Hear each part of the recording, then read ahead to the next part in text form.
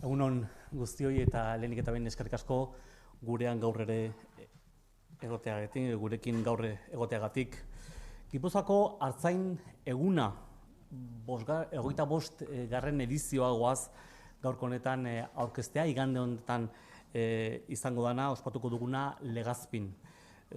Lehenengo eta behin gurekin hemen mailan daudenak aurkeztuko ditut, Koldubik Olabide, Legazpiko alkatea, egunon ongi etorri. Gaina Legazpiko udala da, hau guztia antolatzen duena. Bittor Oroz, nekazaritza, arrantza eta elikagaien politikako sailburu ordea, eskerrik asko. Eta nola ez, Juan Jose Aranguren, Legazpiko artzaina protagonista gaurkoan. Bai, zuzate gaur protagonistak. Aldundiaren izenean, 3 mezu nahiko nituzke gaurko honetan azpimarratu. Artzai egun bezalako ekitaldiak ezinbestekoak dira, herritar guztiak aukera izan dezaten artzaintzaren eta oro har lehen sektorearen jarduera hobeto ezagutzeko eta nik esango nuke gainera balioan jartzeko. Sektorearen ekarpena eta onura ezin da mugatu bakarrik adierazle ekonomikotara. Lehen sektorearekin lotuta daude lurralde oreka, behin eta berriro azpimarratzen duguna, Gipuzkoako Foru Aldundian, biodibertsitatea, kalitatezko produktuak edo gure izarearekin, gure kultura eta historiarekin. Gure iraganearen eta tradizioaren parte dira, baina baita nola ez oraina. Orainare bada artzaintza. Eta etorkizuna ere, ezin dugu lehen sektorerik gabe ulertu. Hortaz egon gara pentsaurreko hau hasi aurretik sektorearen etorkizuna eta nola lotu etorkizunarekin lehen sektorea. Eta Gipuzkoako artzainek jakin izan dute egokitzen eta modernizatzen jasangarritasunari eta ohiturei eutsiz, eta hori guztia nik esango nuke gainera ondo egindako lana dela. Eta horregatik gaudela besteak beste gaur 25. garren edizioa aurkezten. Aldundiak lanean jarraituko du jardua honen etorkizuna bermatzeko, belaunaldi aldaketa eta turismoa bezalako beste jarduekin sinergiak erraztuz, lotzen, hori guztia izango da legealdi honetako gure helburu estrategikoetako bat, horren inguruan ere segurazki etorkizun hurbilean ere hitz egingo dugu, baina jarraitu behar dugu nola ez esplotazioaren lehiakortasuna hobetzen denon artean. Artzaintzen lan baldintzak errazten, mendien eta larreak modu egokian eta jasangarrian kudeatzen. Eta artzaintza aukera profesional erakargarria izan dadin ere lan egiten gaztentzat, emakumeentzat. Eta hori guztia, orain arte bezala, eta beste nola ez erakundeekin zein artzain munduko elkarte, kolektibo eta eraileekin elkarlanean egingo dugu legaldi honetan, haien lanare funtseskoa delako.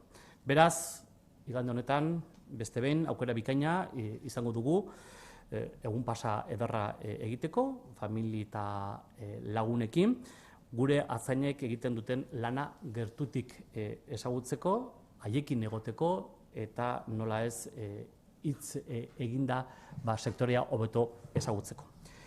Suele decirse que para valorar algo hay que conocerlo y eventos como el Artzai Eguna son fundamentales para que la ciudadanía lo conozca y por tanto también valore la actividad del pastoreo y del primer sector en general. La aportación de este sector en Guipúzcoa no se mide solo a través del Producto Interior Bruto o en términos económicos, creemos que va mucho más allá.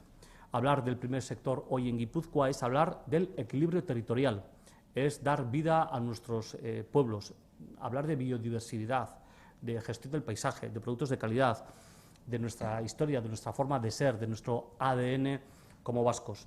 Nuestro pasado no se puede entender sin él, pero tampoco se va a poder entender el futuro del territorio de Guipúzcoa si no hablamos y abordamos el presente y el futuro del primer sector. Y el pastoreo en Guipúzcoa ha sabido adaptarse y modernizarse conservando las principales esencias.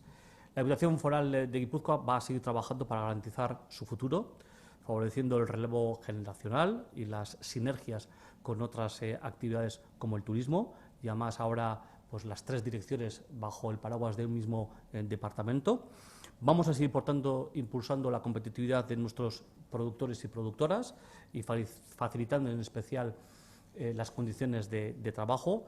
Vamos a seguir gestionando nuestros montes y pastos de forma sostenible entre todas y todos, y trabajando además para hacer del pastoreo y del primer sector pues una alternativa profesional atractiva, incorporando a los más jóvenes de nuestro territorio, a las mujeres, etcétera. Y todo ello lo vamos a seguir haciendo pues profundizando en la colaboración con otras instituciones como el propio Gobierno vasco, con ayuntamientos, con las diferentes asociaciones, colectivos y organismos del pastoreo, cuya labor es clave.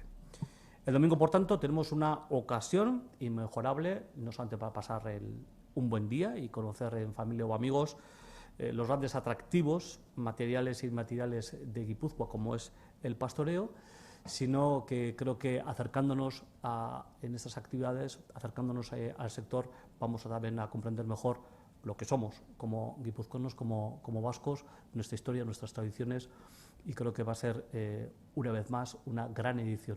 25 años, pues es mucho decir. Orain, hitza... Bitxorrek, nik? Akate emango diot, orduan, koldo bikeri. Bueno, egunon da, eskerrik asko, bai Emanol da, bai Bitxor, eta nola ez, bai Juan Joseri, ona etortzeagatik.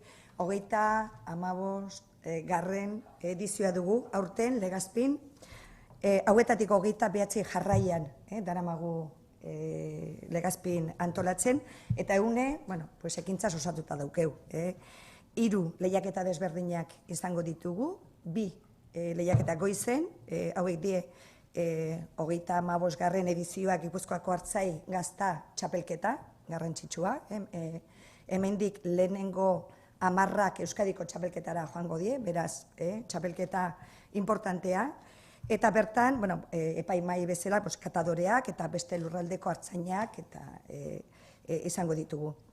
Beste txapelketa bat goizean ere izango dugu, hau da, 29 garren edizioa ardiokela edo ardigixaue prestatzen dana, eta, bueno, txapelketa antolatzen du eta baita ere gero dastatzeko. Jendek probatu dezan ardigixaue, ze goxoa eta ze xamurra prestatzen da. Atxalden berriz, beste txapelketa bat dugu, eta hemen 51 garren edizioa da Gipuzkoako Artzain txakur txapelketa. Hau ere oso politxe eta ederra atxalden gozatzeko gure artzainek txakurrekin egiten duen lana. Hemendik ere Euskadiko txapelketarako ordezkaria irtengo da.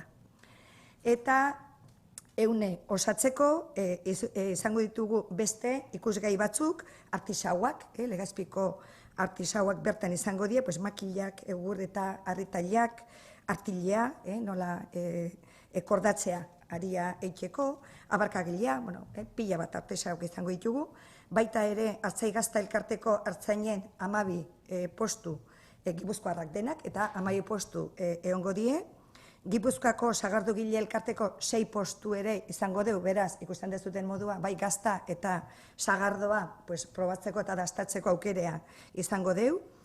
Eta honetaz gain gazta dastaketa popularra, holako ere postu bakoitzetik gazta jasotzen da, eta euro baten truke, gazta probatzeko aukerea izaten da. Gaztaren oraina eta lehena ere erakusteko, artzain bat egingo do gazta lehenengo oiturakin, eta 5 umek egiten du gaur eguneko moduan. Orduan hori ere, gazta nola prestatzen zen lehen eta oraina ikusteko aukera ere izango dugu.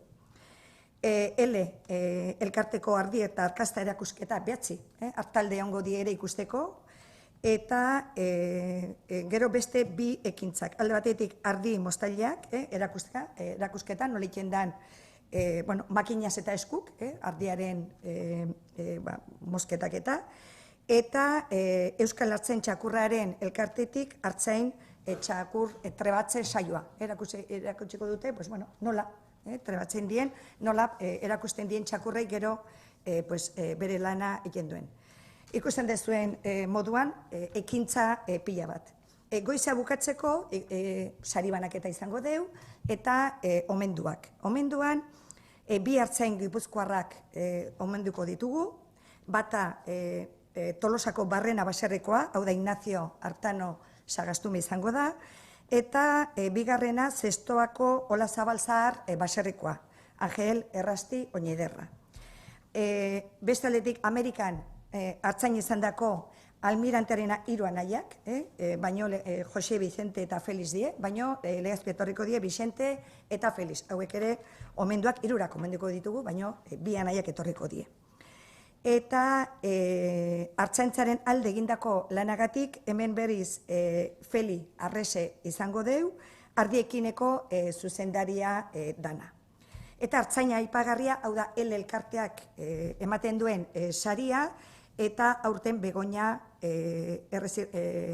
Galarraga errezilgoa eta errezilgo baserriko, ez du barkatu, errezilgoa da eta Galarraga baserriko emakumea izango du. Ikusten dezuten moduan, goiz anitza gauza pila bat izango ditugu, leku, gune konkretu batean, gozatzeko, disfrutatzeko, eta beraz, bueno, pues esango dizuet, gonbidatu denei Legazpia etortzeko, hurbiltzeko, gurekin disfrutatzeko, eta batez ere lehenengo sektore eta hartzaintzari, bueno, pues bultzada bat emateko eta laguntzeko.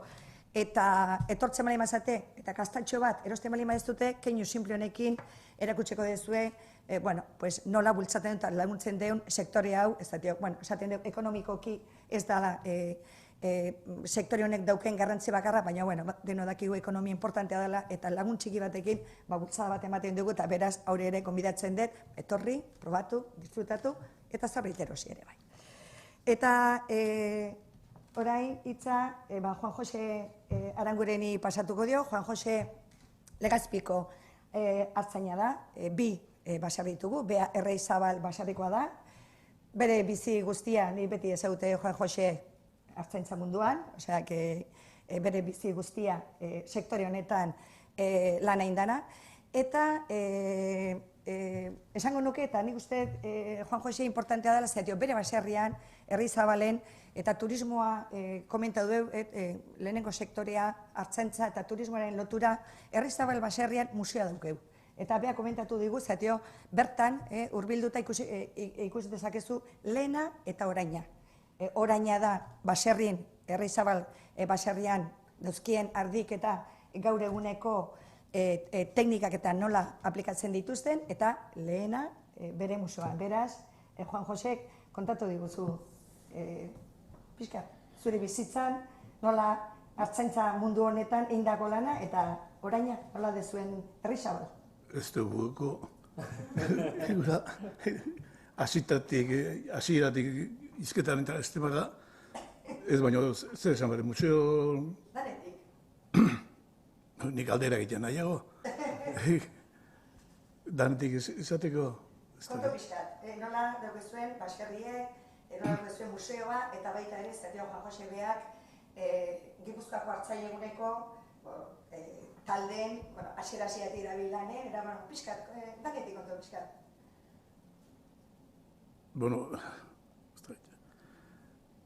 Bueno, leheneko esan bizuet museona. Gur Lehenburren partetik gure egiten dugu, Lehenburren abisua utzi behar da gure etxea etortzeko. Zuzenen gure etxea etorrita guk ez dugu onartzen, gaztaia erosteko bai, baina museoako sarreraik ez dugu egiten. Ordu bete bat, ordu eta erdi bat, pasau behar da, hautza joten danakin museoa eta erakusten. Orduan, Lehenburrek esaten dio, zenbat, ze grupo jungo dien, eta normalen zapatu eta jaia izaten die. Hor pasatzen dienak. Goizen 10:00 eta gero atxalden, 11:00 eguardin.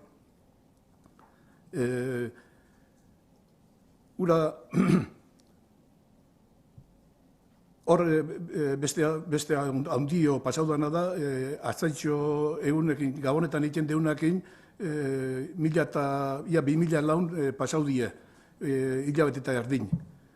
hori die fuertek. Da gero oin tarten, zapatuta jaietan, oin agustu alden gutxigo, Donostin gelitzen da jentea eta orduan, iten dugu, museo urain, museoko bideo bat ipintzen dugu, esplikazio bat ematen dugu, Artzantzan nola egoten gan, ze martxa daukeun, gero ematen dugu gaztai probatzeko pintxo bat, eta gero pasatzen gau ukulua. Ukulun ardik eta hori normalen nire lana izaten da, bestek emaztek egiten du museoko lana, esplikazioak, eta orduan Artzantza hautza arkuma barin badare, handik ia jentek ezin da bialdu etxea. Orduan arkumak inda jolasen, han ura egoten dien, ni bialdu arte. Bueno, esan dizuet, izaten dela ordu eta erdiko lan bat, eta, bueno, gero handik itetzen duenen, dago gaztaia salmentako leku bat, etxeko gaztaia, geurea, geure ardikin nindakoa. Eta orduan, gehienak eramaten du, danak ez, baina gehienak eramaten du gaztaia, eramaten du ez, ordaintzen du gaztaia eta eramaten du, zeatio, debaldeko gutxi izaten dien, gure etxen ematen dienak, eta, bueno, hori bukatzen da Artzantza bezala, museo bezala.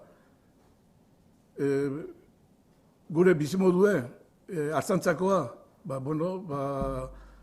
oin oporretan gare, Agustun utzi gendion gaztaia itei, eta guk behin ardi gestei usten dionetik, ez dugu egiten, ez dugu obligazioik, goizeko bostaretan jaiki, eta ardi jetxi, eta gero atxalden seidetan han egotea, ez dugu obligazioik oin. Obligazioik ez, ardik zelaien egoten dielarren, eta gero behan nahi duen etortzen die barrua, eta batun behan nahi duen egiten du. Hori izaten da, datorren dilen erdi arte. Datorren dilen erdi ia hasikoa, ia datorren urteko kanpainakin. Hasikoa, alde batetik esponga jarri eta inseminazioa uraiten, inseminatzen ardik, eta gero, handik bostila betea, ardik bostila bete pasatzen du ernai, eta bostila betea arkumia egiten du. Orduan, ia sartzen ga, ia handik aurrea, ia kaso egiten ardiei eta guarnatzen hasten ga. Gehitzio, gehitzio kaso egiten.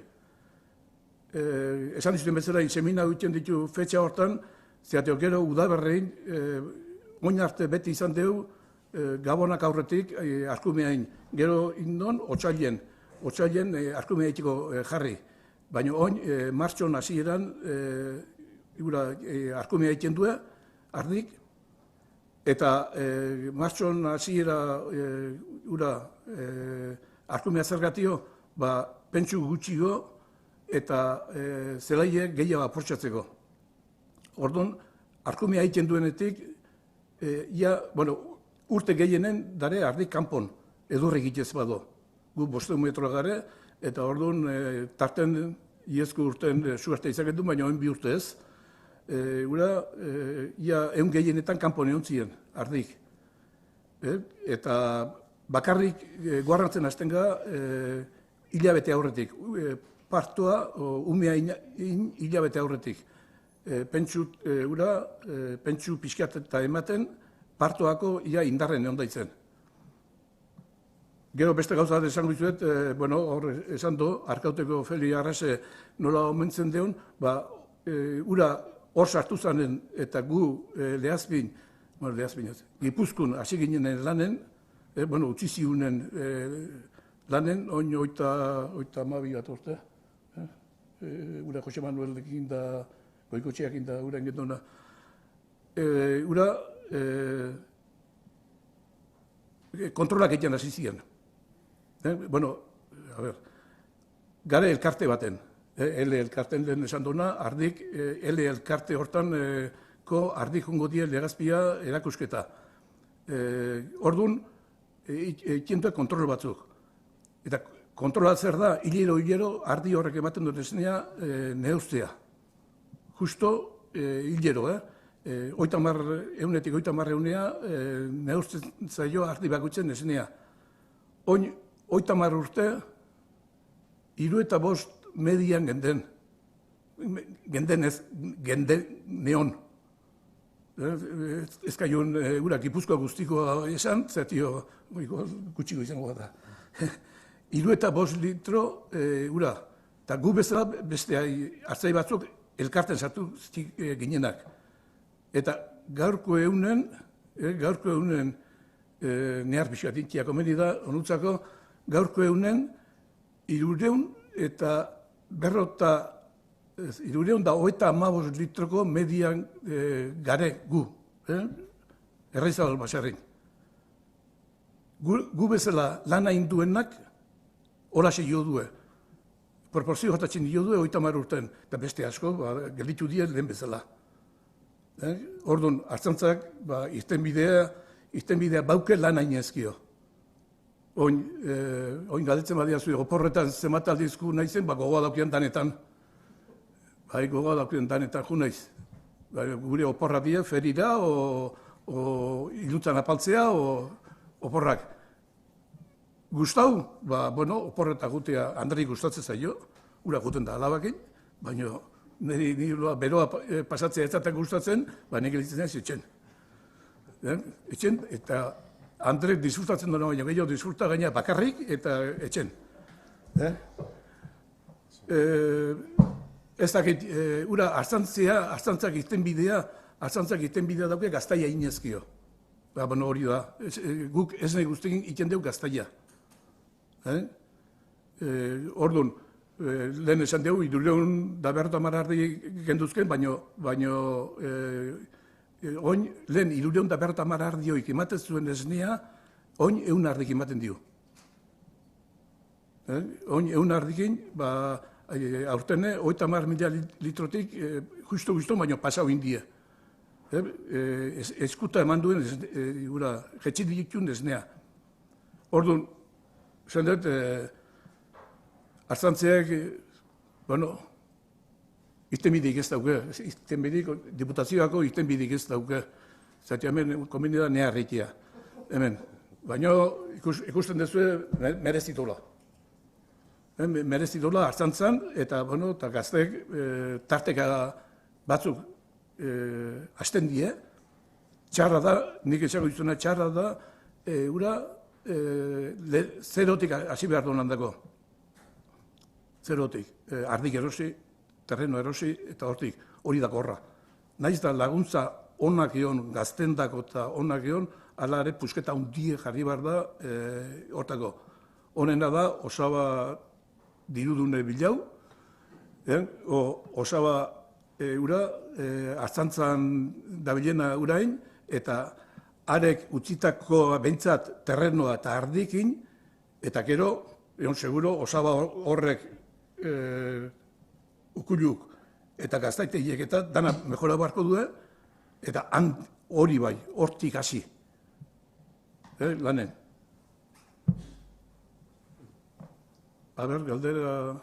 Galdera zetio, nimestela. Lasai. Oso ondo aiz da, oso interesantea. Oso interesantea. Bai, gero galdera. Hori da, bitxorre, bai. Bai, ni bitxor naiz, Eusko Jaurlaritzako nekazaritza arrantza eta elikagaien politikarako sailburu ordea. Egia esan oso interesantea da, eta gaurko prentsaurrekoa egia esan oso interesantea izan nahi da, zati, nik uste danak hitz egin due, eta bakoitzek gure ikuspegie oso ondo jasotzen doan gauzak esan dituztela.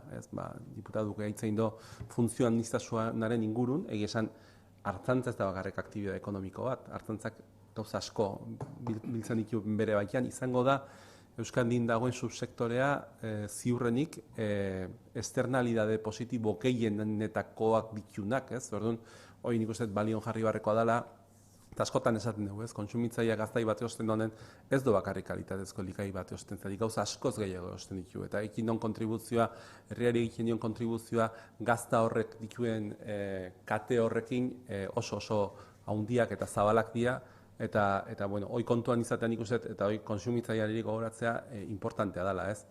Gero, bueno, alkateak aipatzen zuen, zenbat gauza dauden, eta hor ikusten da baita, kate osok, turismotik hasi, gastronomie, Feliarreze da, ardiekineko zuzendaria eta mejora genetikoa nahitu dien lanen. Orduan, Juan Joseak eman dio baita, azkeneko teknifikazio horrek zenbat aurrea pauso suposatu du. 63 litrotik, 350 pasatzea salto oso handi da, 30 urtean, eta hori eginda, lan bat mejora genetikako lan bat egindalako, eta hori baita balion jarri nahi da. Ez orduan egia teknologia eta zitzaiken, azken finen mejora genetikoa teknologia da. Teknologian eginan apustu horri buruz zitzaiken, gastronomiataz, turismotaz, katea oso zabala da, eta egia da horretik Legazpiko ferie beti oso berezi izaten dela guretzako, ez. Nik balion jarri nahiko nuke, ze bilekari izan non sektoreanek azkeneko urtetan. 1985 sortu zen jatorri izendapena eta 31 esplotazio zeuden bakarrik, 31 esplotaziokin hasi zen. Momentu honetan, 122 daude. Momentu hartan, 730.000 kilo ekoiztu ziren jatorri izendapenaren azpin. Gaur egun, milioi bat, 350.000 kilo ekoiztu die iazko urten. Zain zuet, bilakaera oso handi eman da urte hauetan, eta hain handi baten eman da, hain handi baten ez, kontsumitzaileari esker eman da, ziur. Baina egia da, horrelako ferik eta horrelako merkatuk, bai uzten digu kontsumitzaileen gana mezu guzti hauekin iristen, eta kontsumitzailea geroz da, konstientegoa izan dein zer dagoen mundu guztionen atzetik, eta guk beti kendu deialdi hau, ez, baina uste dugu merkatu hauek eta baita balio izan behar dutela batipat konstientzioi sortzeko, ez. Euskadin konsumitzen den gaztaren 6% bakarrik sortzen da Euskadin, produzitzen da Euskadin. Eta hortik 4% dau jatorri izendapenaren menpean, ez. Orduan, Idiazabal jatorri izendapenak Euskadin konsumitzen den gaztaren 4% da, suposatzen du bakarrik. Badago margena, ez, azteko. Azken finen, kontsumitzaileak dauke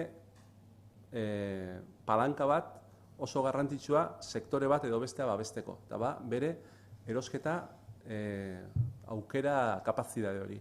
Zuk aukeratzen duzu linealea zoatzen den ze osten dezun, eta harrekin aizea babesten ze modelo nahi dezun, zure ze konsumo modelo nahi dezun, ze ekoizpen modelo nahi dezun, zuk zure erosketa autuarekin erabakitzen duzu ze sektore modelo nahi dezun etorkizunea behi da. Edo kanpoko erosten baldin badezu, aizea beste leku bateko nekazaritza eta beltzantza edo arrantza babesten. Bertako erosten baldin badezu, hemengo aizea babesten. Pastoreo bidez eta transhumantzia bidez egindako modelo bateko gazte erosten baldin badezu, modelo hori aizea babesten. Eta horrek ematen dio paisaia eta Imanolek aipatzen zituen externalidade positibo guzti horiek, transhumantziko modelo horiek sortzen dizkio. Estabulatuta dauden ardiek ekonomia sortzen dute, baina ez dituzte externalidade positibo asko sortzen. Eta hemen daukagu altxor bat, eta altxor hori da Idiazabal gazta eta Idiazabal gaztaren atzetik daun guztie, eta hori babesteko modu bakarra da gure erosketa autuarekin.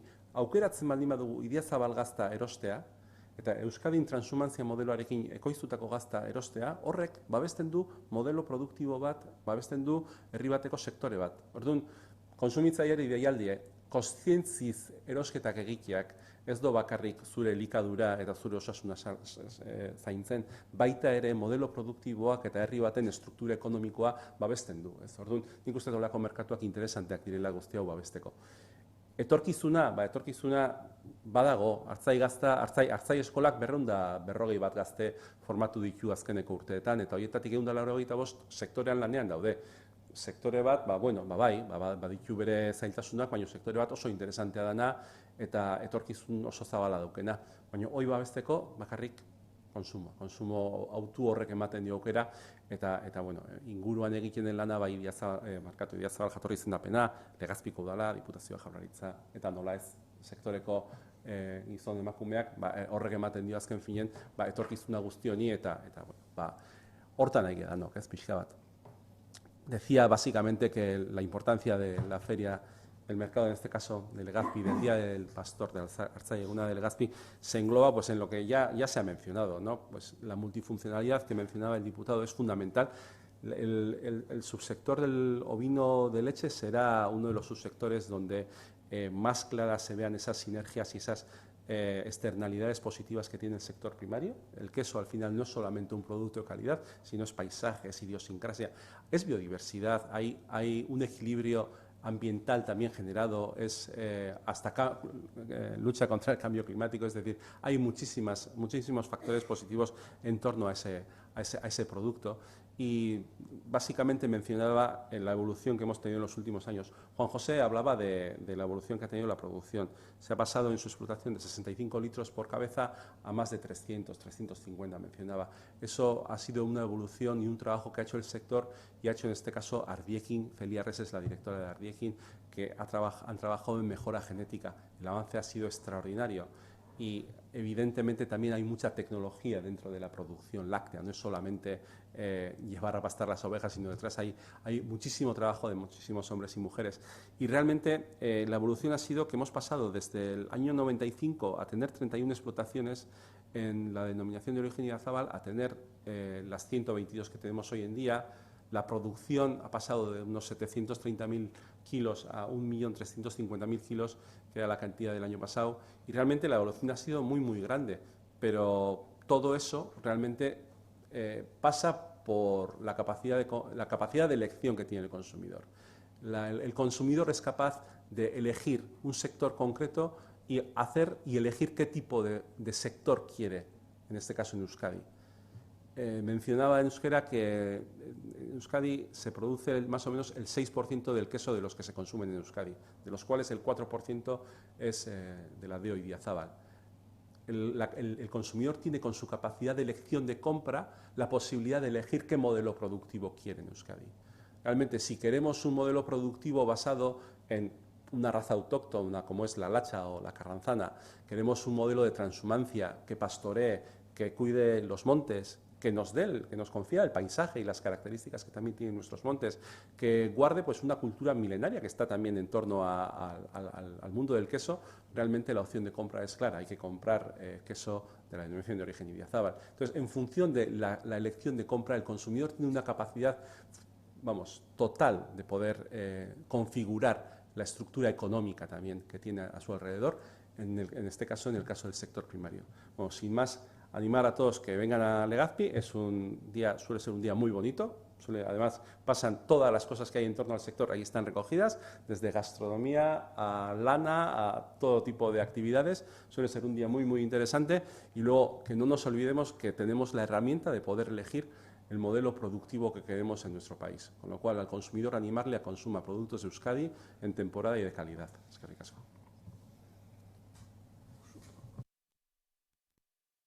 Galdera txanda, nahi zuen galdetu.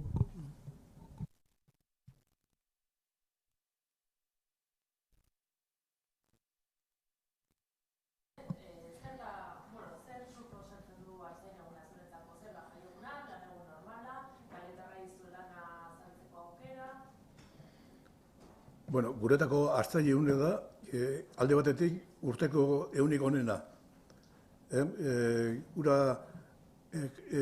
esan duzun bezala, kaletarrai, kaletarrai eta basaretar asko haie, bai, ardik ez daukien nahi, ura nola bizigan eta ze produkto ura iten ditun, ze produkto saltzeko erakusten den, eta gero bestaldetik geure egun hortan disfruta egiten dugu. Lana egin beharko da, zertio ardik eta goizen bostetako ardik preparuta egon behar du, plaza eramateko, gero kamilen kargatzeko eta lana egin beharko da, baina lan hori da beste egunetatik apartekoa. Eta gero onduen, laun zarrak inion, berrekin bai, baina gura launekin inion, eta eune edar bat pasau, eta gauen apaltzea, gustora, etxea, danak inon da gero. Oin, ura, esango deula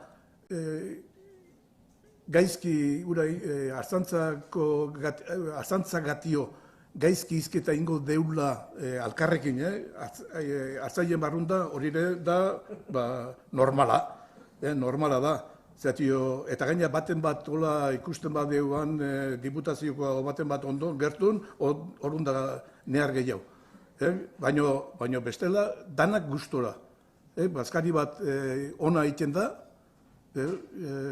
gero ez da jatea bakarrik, erari ere desente ona ura egiten da, eta zuhurpuntia behin gorritu bezkio, atxaldeko bostetan txakorrena ikusteko, kantun danak, hautza, jutenga. Orduan, ez dakit, esplikau dizuan,